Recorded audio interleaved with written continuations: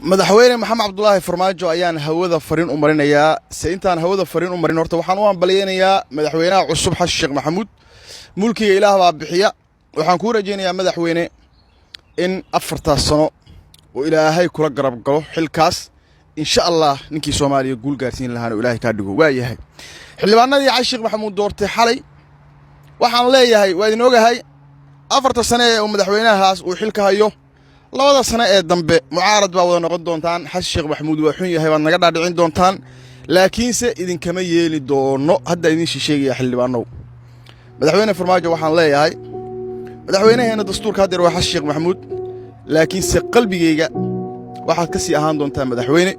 Soomaaliya farta kaaga soo dhacday wadamada Kanada iyo Finland iyo dadkaas hormaray ee maamulka u baahan bay ku qurux badneed inaad ka dhalatid oo aad maamushid